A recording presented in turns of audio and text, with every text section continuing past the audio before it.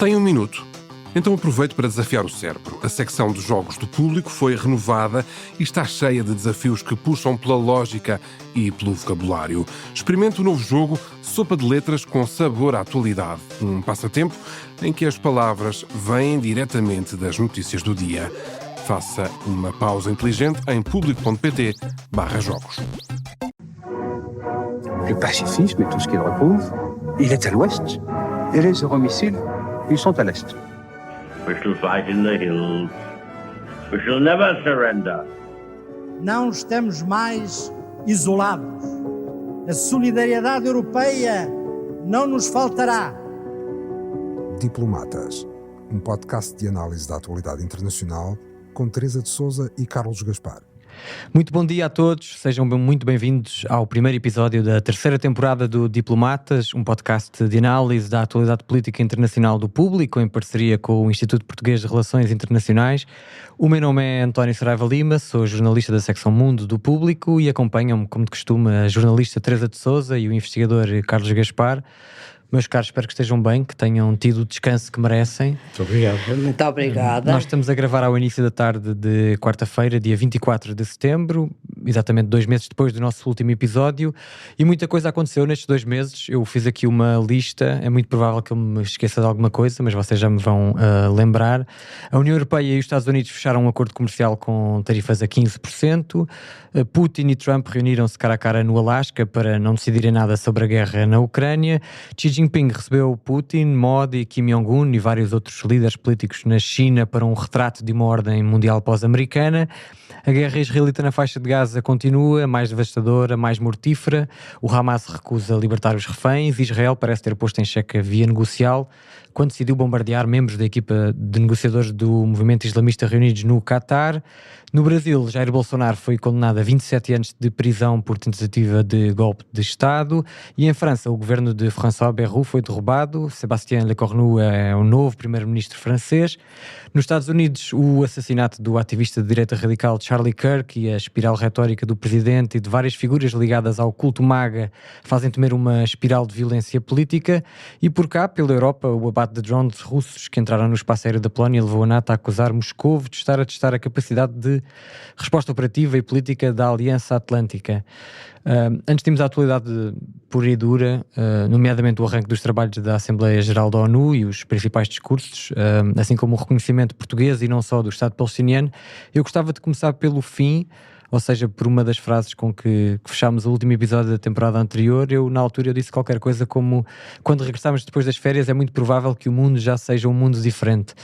Portanto, eu pergunto ao Carlos se o mundo mudou assim tanto em 2 meses ou se estas mudanças rápidas na história são, na verdade, uma continuação do que temos vindo a assistir na frente internacional. A aceleração das mudanças é uma definição clássica de crise.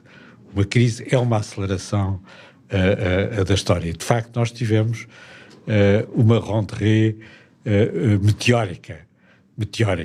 Primeiro com a demonstração de força da China, consecutivamente com a cimeira da Organização de Cooperação de Xangai em Tianjin, onde esteve não só Putin e Xi Jinping, mas também o primeiro-ministro Modi, e logo a seguir a parada da Vitória, a parada militar de Pequim, em que Xi Jinping quis presidir a parada, tendo Putin à direita e Kim Jong-un à sua esquerda, os dois beligerantes da guerra da Ucrânia, os dois chefes de guerra que estão a combater contra a Ucrânia e o Ocidente, na sua visão, na fronteira europeia da Eurásia. Depois desta demonstração, a humilhação dos europeus, com o seminário da Casa Branca sobre a Ucrânia, onde Macron, Merz e Starmer aceitaram ser os bons alunos do professor Donald Trump num debate sobre a Ucrânia, cujos resultados são difíceis de avaliar. Há aquela fotografia muito marcante de Donald Trump sentado ao secretário e os líderes europeus todos espalhados a assistir. É um seminário, é a imagem clássica de um seminário, numa versão bondosa. Portanto, o professor Donald Trump tem os seus alunos europeus e castigou-os ontem nas Nações Unidas, disse que os países europeus iam todos para o inferno, especialmente os países europeus. E depois a punição de Israel quando a Grã-Bretanha e a França, 2 membros do Conselho de Segurança das Nações Unidas, decidiram reconhecer a Palestina como um Estado nos dias do fim do ano judaico, que é especialmente uma afronta especialmente ofensiva do ponto de vista de Israel. Se mais não houver, e houve, como disse, isto chega para mostrar que as coisas estão, as mudanças estão a tornar irreversíveis, não é? E que a posição de muitos dirigentes europeus de que tudo isto é apenas um mau momento e já passámos por outros e no dia seguinte as coisas vão voltar à normalidade, parece um cenário cada vez menos provável. Teresa, o mundo está mais perigoso? O mundo está mais perigoso, naturalmente. A guerra da Ucrânia ainda não tem uma resolução clara, ainda não sabe qual é o seu desfecho, embora ontem as declarações de Trump sobre o assunto tenham sido importantes, já lá vamos, mas a guerra da Ucrânia não é só uma questão vital para os ucranianos, naturalmente, mas e também para a Europa, para a União Europeia, como é uma questão com implicações na ordem internacional imensas. E o desfecho ainda não é claro, embora os sinais sejam agora mais positivos.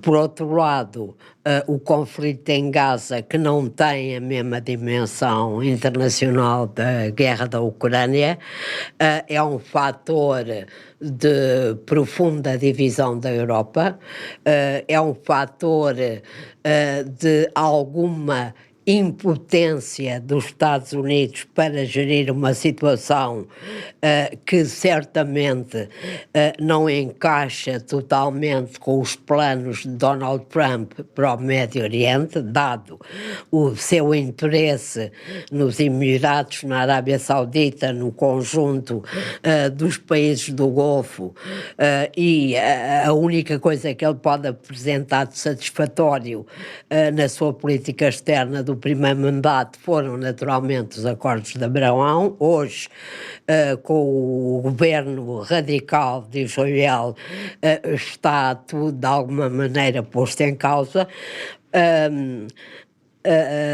O fator mais importante sobre a situação internacional e a balança de poderes que também não é favorável às democracias e ao Ocidente foi aquele que o Carlos sublinhou, a cimeira de Tianjin, da Organização de Cooperação de Xangai, com os abraços entre Xi, Putin e Modi. Temos de acrescentar aqui Modi, não quer dizer que Modi seja um aliado da China, que não é, um aliado de Putin, também não é, tem uma política externa de equilíbrio entre as grandes potências. Há muito aquela tese agora de que as políticas de Trump estão a aproximar mais Modi e China. Exatamente, o que é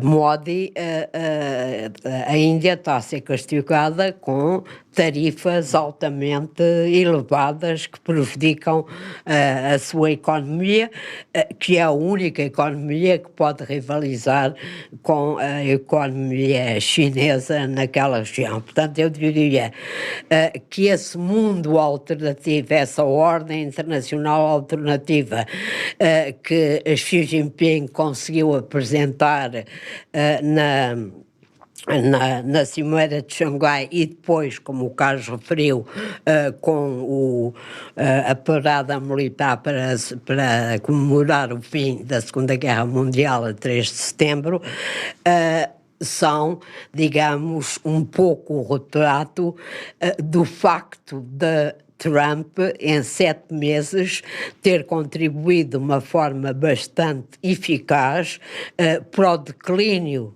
da hegemonia americana no mundo, para o declínio da sua influência, o declínio do seu poder e o declínio do seu soft power, que era fundamental e em grande contraste com as autocracias, e o mundo em que os Estados Unidos perdem a sua capacidade de influência mundial, é um mundo naturalmente muito mais perigoso, nomeadamente para a Europa. Muito bem, vamos então olhar para o arranque da Assembleia Geral da ONU na terça-feira em Nova Iorque. Donald Trump fez um discurso ao seu estilo. Eu vou buscar aqui as palavras do jornalista Pedro Guerreiro, antigo correspondente do Público nos Estados Unidos, que escreveu que o presidente americano repetiu o elenco conhecido de queixas, mentiras, exageros, negacionismo, provocações e autoelogio. Falando sobre imigração e políticas ambientais, Trump vaticinou a morte da Europa Ocidental, voltou a ameaçar a Rússia com sanções, mas insistiu que a Europa e outros países têm de parar de importar petróleo russo, condenou o reconhecimento do Estado da Palestina por vários dos seus aliados, incluindo Portugal, disse tratar-se de um prémio para o Hamas, mas depois, após um encontro com Zelensky à margem da Assembleia, parece ter dado uma volta de 360 graus na sua posição sobre a Ucrânia, dizendo que o país invadido pela Rússia pode recuperar todo o território na sua forma original e que a NATO deve poder abater aviões russos que violem o seu espaço aéreo. Carlos, quer começar por comentar o discurso ou a Ucrânia? São duas faces do mesmo Trump? Antes do discurso, há a escada rolante e quem gravou? E teleponto. Há duas teorias da conspiração. A primeira diz que foi o próprio Presidente dos Estados Unidos que mandou que essas coisas não funcionassem para demonstrar de uma maneira mais acessível às suas audiências que as Nações Unidas não funcionam. A outra teoria é a oposta. É uma demonstração de que as Nações Unidas não queriam receber o presidente dos Estados Unidos. Mas pode haver uma terceira, que é que os Estados Unidos têm de pôr mais dinheiro na ONU, já que não funcionam as escadas rolantes. As Nações Unidas estão arruinadas, efetivamente. Estão arruinadas, aliás, em vários registros e desde logo tem uma grande falta de fundos. A teoria geral do presidente Donald Trump, se nos podemos exprimir assim, mas a teoria geral do presidente Donald Trump é uma teoria de desconstrução das Nações Unidas como parte da desconstrução da ordem multilateral. Como a Teresa estava a dizer, os Estados Unidos estão a desfazer os instrumentos da sua hegemonia desde o fim da Segunda Guerra Mundial, com um zelo que é bastante impressionante. E, de facto, as Nações Unidas, que sobreviveram com alguma dificuldade ao primeiro mandato de Donald Trump e também sobreviveram mal à invasão da Ucrânia pela Rússia, que é um membro permanente do Conselho de Segurança das Nações Unidas, às tantas não sobrevivem ao segundo mandato do presidente Trump.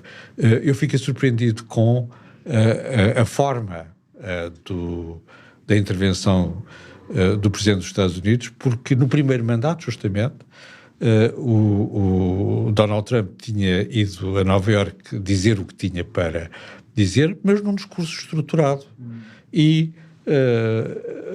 relativamente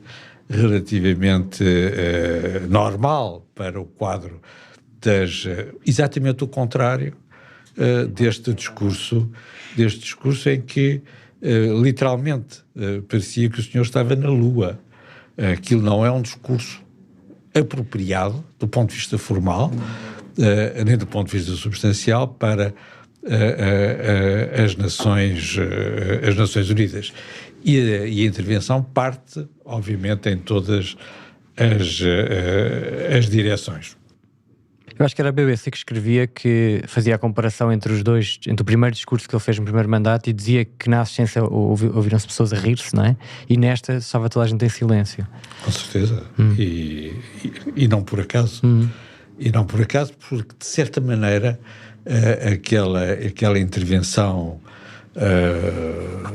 vaga em que tudo entra e tudo sai, todos os temas são aflorados e nenhum é verdadeiramente argumentado, são uma demonstração de que o Presidente dos Estados Unidos, sem o qual as Nações Unidas não existem, não está interessado em que as Nações Unidas existam e desempenham a sua função. É nesse sentido que eu acho que é difícil que as Nações Unidas sobrevivam ao segundo mandato do Presidente, ou se quiserem, ao segundo mandato do Presidente Donald Trump, e ao regresso da competição entre as principais potências, a China e a Rússia, vetam todas as propostas dos Estados Unidos, e os Estados Unidos está preparado para vetar todas as propostas da China e da Rússia, com ou sem o apoio da Grã-Bretanha e da França. Portanto, há uma paralisia efetiva do Conselho de Segurança, o que impede as Nações Unidas de desempenhar as suas funções como garante da segurança internacional. É isso que está na Carta das Nações Unidas. E também já não tem, como no tempo da Guerra Fria, onde esta paralisia também existia, já não tem a descolonização. A descolonização já terminou. Timor-Leste, aliás, é a grande marca das Nações Unidas no pós-Guerra Fria. A descolonização já terminou. As Nações Unidas são impotentes perante as questões da segurança internacional. O sistema das Nações Unidas continua a ser muito importante do ponto de vista funcional, com certeza, mas politicamente, no domínio da segurança, as Nações Unidas passaram a ser uma instituição funcionalmente supérflua. Eu acho que quando vemos um presidente fazer um discurso e gritar que os vossos países vão parar ao inferno, acho que isto nos diz muito sobre o estado do multilateralismo por estes dias. Teresa, ficou surpreendida com a posição de Trump sobre a Ucrânia?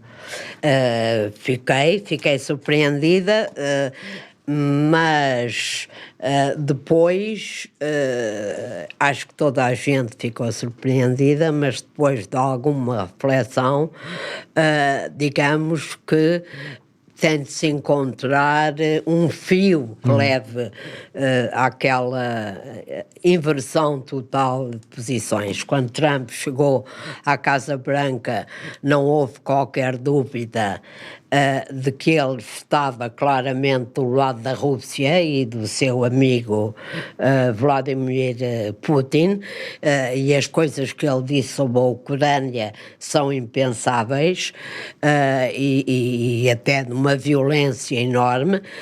Todos nós nos lembramos do que aconteceu no dia 27 de fevereiro na Casa Branca, quando Zelensky foi visitar Trump para lhe pedir mais apoio para a guerra da Ucrânia.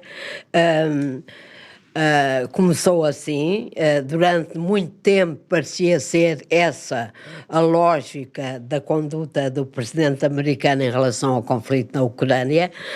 Todo o armamento que foi americano continuou a chegar à Ucrânia, ainda era do tempo dos compromissos assumidos por Joe Biden, e a partir daí, na situação atual, qualquer armamento americano que vá chegar à Ucrânia resulta da NATO, dos aliados europeus da NATO, comprarem aos Estados Unidos. Mas a Cimeira do Alasca, em meados de agosto, foi uma cimeira na qual a Trump pôs imenso empenho para conseguir um cessar-fogo, na lógica de que resolve todos os conflitos internacionais. Já resolveu 7, queria resolver o 8º. Todos nós assistimos ao espetáculo degradante da maneira como ele tratou Vladimir Putin e ficámos com a sensação de que Putin mais uma vez o tinha manipulado e o tinha convencido de que precisava de mais tempo para, digamos, encontrar as condições que o pudessem levar à mesa das negociações, embora tivéssemos visto Putin ao lado de Trump repetir a mesma narrativa que tem desde o início da guerra. O que Trump também vê neste momento, ou fui obrigado a ver, é que nada saiu de concreto da Cimeira do Alasca, pelo contrário, Putin intensificou os ataques contra alvos civis, contra infraestruturas, contra cidades, de uma maneira ainda mais criminosa, se é possível dizer isso. Não viu resultado nenhum. Teve aquela fase em que dizia daqui a 2 semanas vamos ver, mas as 2 semanas foram passando e creio que também a Trump deve ter informações concretas sobre o estado da economia russa, que apesar do que dizem os jornais e que diz a propaganda russa, está em muito piores lençóis do que aparentemente a propaganda russa nos quer fazer crer e o esforço de guerra da Rússia nos quer fazer crer, e creio que ele terá chegado à conclusão que não era por essa via que ele conquistava a sua 8ª medalha para conquistar o Prémio Nobel da Paz no final deste ano, e portanto com este conjunto de indicadores, de circunstâncias, fez uma mudança radical no seu discurso, que nós não sabemos se é uma mudança para continuar com Donald Trump, nunca se sabe exatamente. Pode ser também fruto das intervenções de Kellogg, do representante Trump na Ucrânia, e do próprio Marco Rubio, secretário de Estado. Não sabemos ainda o que é que isto vai dar, mas há de facto uma mudança, talvez porque Trump goste sempre de estar do lado de quem ganha, de quem vence, de quem está por cima, e de facto a resistência dos ucranianos é uma coisa verdadeiramente impressionante. Ofensiva, e Trump sabe isso, a ofensiva do verão da Rússia falhou completamente. A Rússia tem uma grande dificuldade em aguentar as suas tropas no terreno. A Ucrânia tem uma política de destruição das refinarias russas que finalmente, muito mais do que as sanções, está a provocar problemas na capacidade de exploração, refinação e exportação de petróleo, que é o grande financiador desta guerra, e talvez Trump tenha avaliado a situação de uma maneira diferente, o que não quer dizer, como também vimos na sua conferência de imprensa com Zelensky, que vai agora dar um apoio explícito à Ucrânia. Trump já disse por diversas vezes que a guerra da Ucrânia é uma guerra de Biden e uma guerra da Europa, não é uma guerra dos Estados Unidos, e portanto vai manter, creio eu, o seu distanciamento, mas de alguma maneira, como disse ontem Zelensky, este foi o melhor encontro que ele teve com Trump desde que Trump foi eleito presidente. Nesse aspecto são boas notícias. Eu creio que Trump também não gostou de ver o que viu em Pequim e em Tianjin com o seu amigo Vladimir, pouco depois do Alasca, E o seu amigo Modi. E o seu amigo Modi abraçados Xi Jinping. Muito bem, um dos temas quentes da Assembleia Geral deste ano tem sido, ou está a ser, o reconhecimento do Estado da Palestina por vários países, incluindo Portugal, mas também o Reino Unido, França, Canadá. Carlos, tendo em conta as reações de Israel e dos Estados Unidos, acha que este reconhecimento pode efetivamente servir de arma de pressão sobre Netanyahu? Eu acho que Israel e as elites israelitas não conseguiram explicar, não conseguiram fazer passar uma mensagem relativamente simples a seguir aos massacres de 7 de outubro de 2023. E a mensagem, que é relativamente simples, vem hoje num editorial do Benny Gantz no New York Times, é de que depois do 7 de outubro de 2023 as coisas mudaram. Na fórmula dele há uma ruptura estratégica e dessa ruptura estratégica faz parte um consenso bipartidário em Israel, dos partidos de direita, mas também dos partidos de esquerda, do governo, mas também da oposição, um consenso fundamental contra o reconhecimento unilateral do Estado da Palestina. Portanto, a tese dos dois Estados na política de Israel foi suspensa a benefício de inventários futuros. Isto é, da demonstração de que a autoridade palestiniana existe, de que é capaz de inverter as suas posições contra Israel e a favor do terrorismo contra o Estado judaico e por aí fora. Não vai haver um segundo 7 de outubro de 2023. E a garantia de que não vai haver é de que só há um Estado palestiniano quando a autoridade palestiniana puder dar garantias efetivas, poder ter demonstrado na sua governação de que as coisas mudaram. Essa mensagem não passou. A mensagem que prevalece entre os dirigentes europeus e ocidentais é de que aquela é a política do Primeiro-Ministro. Não é a política do Primeiro-Ministro. Aquela é a política de Israel.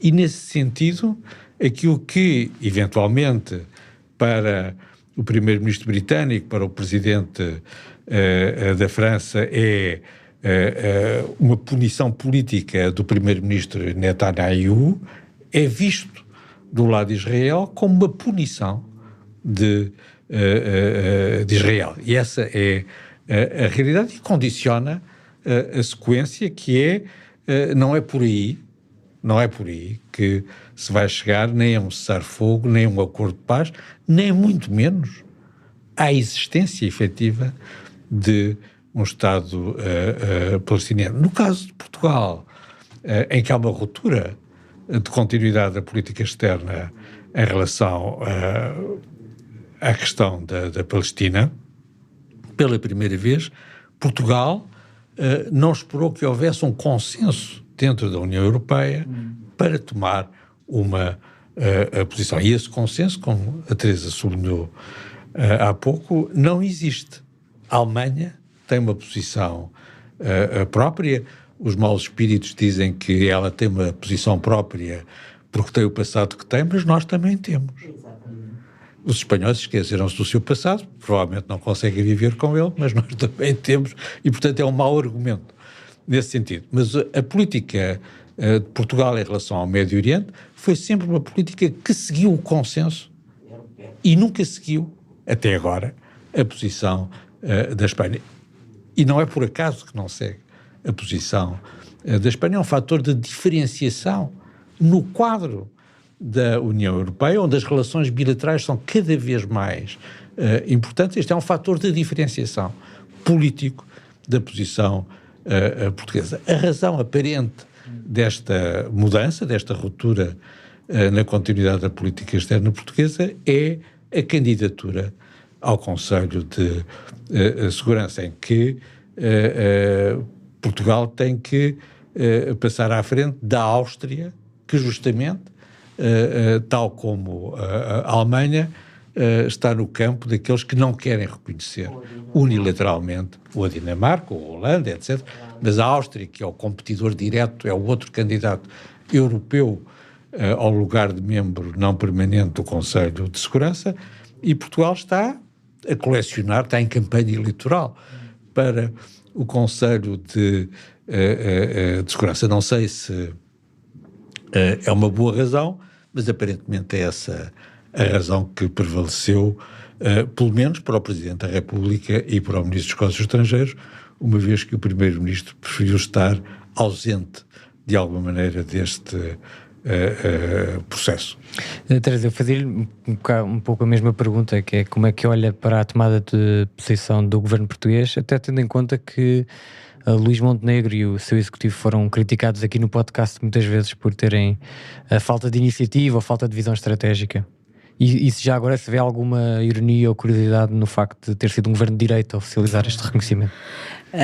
Há uma certa ironia, embora o Partido Socialista tenha tido sempre uma política, o Partido Socialista no governo, uma política de boas relações com Israel. Não há aqui uma grande diferença nesta matéria. Sob as razões, eu creio que o Carlos já disse essencialmente o que está em causa, e que representa uma ruptura, sobretudo porque não foi feita no quadro da União Europeia, e Portugal sempre teve essa posição que agora,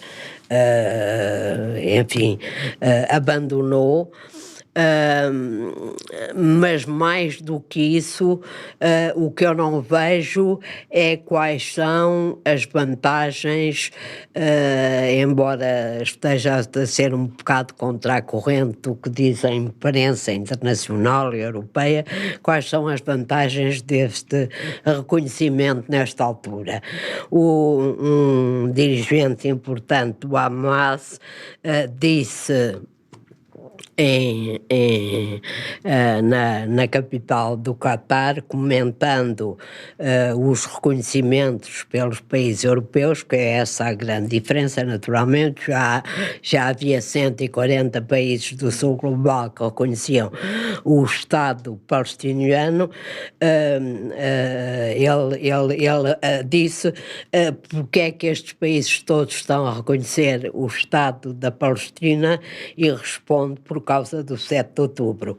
De alguma maneira, Israel tem alguma razão quando diz que este reconhecimento, que não se percebe exatamente porque agora, quando as condições que tinham sido postas pela maioria dos países europeus, inclusive pelo governo português, não se cumpriram, como a libertação de reféns, como um compromisso da autoridade palestiniana de Abu Abbas de recusa do reconhecimento, de aceitação do reconhecimento de Israel e de compromisso com a eliminação do Hamas, e uma série de outras condições, com a realização de eleições, etc., uma série de outras condições, porque agora isto significa, porque agora numa altura em que não deve haver, não há mais do que uma minoria de israelitas que depois do 7 de outubro aceitam um Estado palestiniano, não podem aceitar. Nós podemos dizer, teoricamente e na prática, que a existência de um Estado palestiniano organizado, com garantias de segurança internacionais, é a melhor forma de Israel estar seguro. Isto dissemos nós, do alto da nossa visão das relações internacionais e do Médio Oriente, não se pode pedir a nenhum israelita depois de 7 de outubro que ache que é uma boa ideia a criação de um Estado palestiniano. Temos também de nos pôr nos sapatos de quem está envolvido nesta guerra.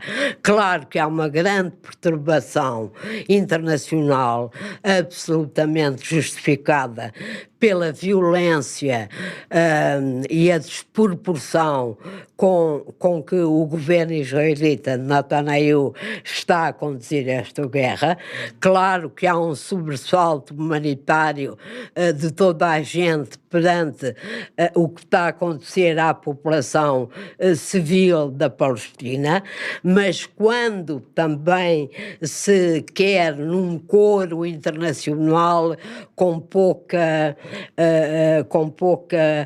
muito pouco contrariado, se quer dizer que Israel está a praticar genocídio em Gaza, está, obviamente, a contribuir-se para o extremar de posições. Israel pode ter cometido crimes de guerra como a fome e outras, pode estar a travar uma guerra com uma violência desproporcionada. Entre isso e um genocídio vai uma distância como daqui à Lua, e há este ambiente internacional de condenação de Israel pelas boas razões e pelas más, que não ajuda a criar um ambiente favorável a uma negociação que leva à solução de 2 Estados, que eu pessoalmente acho que está hoje mais longe do que nunca. Aqui recentemente ouvi o presidente Bill Clinton num vídeo gravado e divulgado nos FIIs, recordar as vezes que ele próprio e outros presidentes americanos tentaram negociar a solução de 2 Estados, convenceram Israel a aceitar a solução de 2 Estados, com garantias para a autoridade palestiniana, para a Cisjordânia, para Gaza, palpáveis. Ele lembra 1993 com Bush, 2000 com ele próprio, depois Obama fez uma nova tentativa, e ele lembra que sempre quem cortou a amarra final de uma negociação não foi Israel, foi a OLP e depois a autoridade palestiniana. Portanto, é bom que, apesar do horror do que se passa em Gaza, as pessoas não esqueçam o fio da história e não esqueçam a responsabilidade da autoridade palestiniana e, sobretudo, do Hamas, que é um movimento terrorista, na situação que se está a viver neste momento na faixa de Gaza. Porque é que Macron e Starmer avançaram com esta iniciativa? Macron estava a prepará-la com a Arábia Saudita, acho que há bastante tempo. A justificação que eu encontro é tentar impedir o facto consumado. Ou seja, tentar impedir que nesta dinâmica desta guerra o governo israelita acabe por inviabilizar definitivamente, com uma ocupação da Cisjordânia, com a ocupação de Gaza, acabe de inviabilizar definitivamente a ideia de 2 Estados. Há aqui uma razão, há aqui uma motivação. Não sei se ela resultará, porque há uma coisa que nós também sabemos. Israel está habituado, desde 48, a não exigir apoio internacional, a lutar sozinho pelo seu direito a existir e pelas garantias de segurança que quer dar a si próprio. Não creio que o isolamento internacional de Israel tenha aqui um efeito muito produtivo na contenção da guerra, que é o que toda a gente quer neste momento, parar os combates e na abertura para uma solução negociada para o povo palestiniano. Muito bem, meus caros, chegamos ao fim do nosso tempo. Muito obrigado aos dois pela vossa análise. É um gosto estar de volta à vossa companhia. E quanto a si que nos esteve a ouvir, esperamos que tenha gostado do episódio. Se foi a primeira vez, por favor, subscreva, comente, avalie e recomendo o podcast Diplomatas aos seus familiares e amigos. Aos nossos ouvintes habituais, muito obrigado pela renovação da confiança. Também não deixem de recomendar e avaliar o programa. Nós voltamos para a próxima semana com mais um episódio. Até lá. O podcast Diplomatas é uma parceria Público-IPRI, Instituto Português de Relações Internacionais. Para não perder os novos episódios, subscreva este podcast do Público na sua aplicação preferida. Para além deste programa, há mais para descobrir em público.pt/podcasts. O Público fica no ouvido.